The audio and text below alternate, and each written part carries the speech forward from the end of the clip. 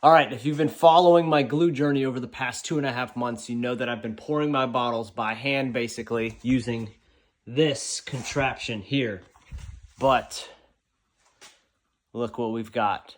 Check this out.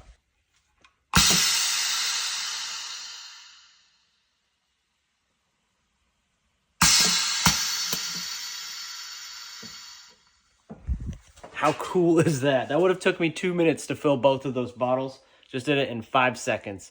We are about to make some glue. Not tonight, it's like 11:30, but tomorrow I'm gonna make a lot of glue. All right, you guys.